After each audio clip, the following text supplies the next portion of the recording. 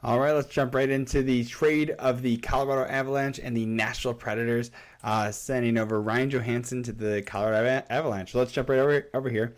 You can see Ryan Johansen, 50% retained by the Nashville Predators for Alex Galchenyuk, who is a fringe AHL, NHL player, and just the signing rights for him at this point, which we have now learned that he is going to be testing free agency. So the Nashville Predators essentially are doing a cap dump with the Ryan Johansen contract, so they can get that off their books and they can free up some cap space. So jump over to their page real quick just to see. You can see that they now have $18 million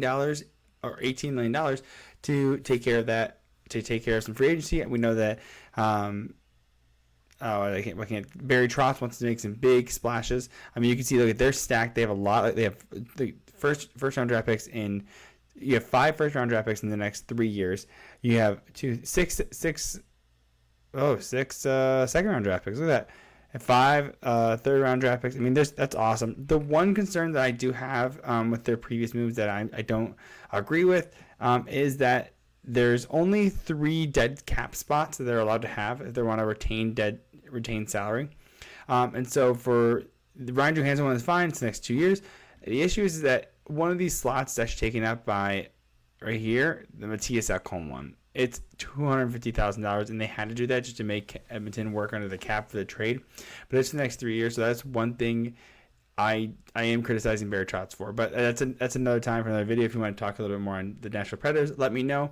I can do a video on them and what I think their plan is. So moving on, we have Ryan Johansen. Like I said, we just talked about this trade. Let's jump over to his contract.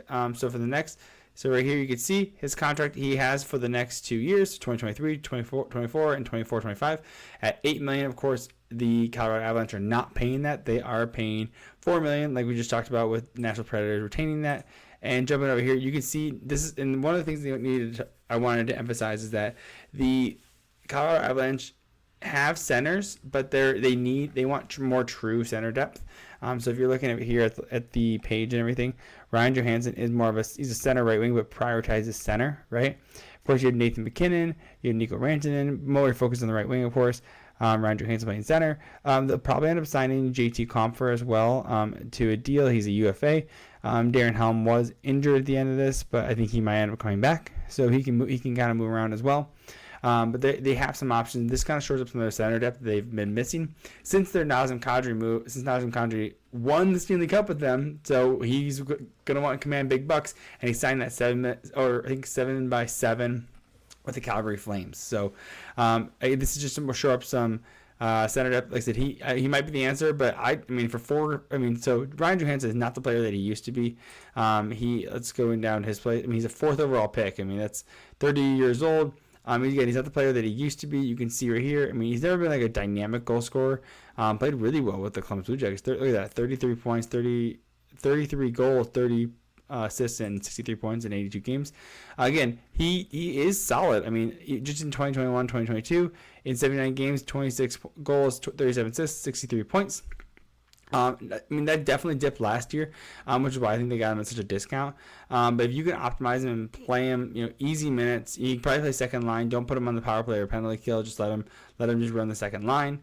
Like I said, I think that he can be a real good player. Again, not an $8 million player, and that's what Nashville realizes. They're like, listen, this guy's not an $8 million player.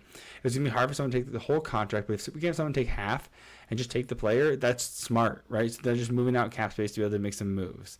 And like I said, Alex Galchenyuk, he is. I mean, I'm not going to review his stuff because he's not. Unfortunately, he's not a player anymore. He's going to try and test free agency. He might get an AHL deal. Maybe he'll be able to hopefully gets a deal with the NHL. I always liked him. I thought he was a great player. I thought he played really well with the Leafs. And so we definitely had a down year in Arizona. So let me know what your thoughts are. If you have any comments on this, if you want me to talk more about it, if you want to talk about Alex Galchenyuk, I'll make a video on it. Hey, all you got to do is ask. So anyways, let me know what your thoughts on the trade is. Hit like, subscribe, and love you. Bye.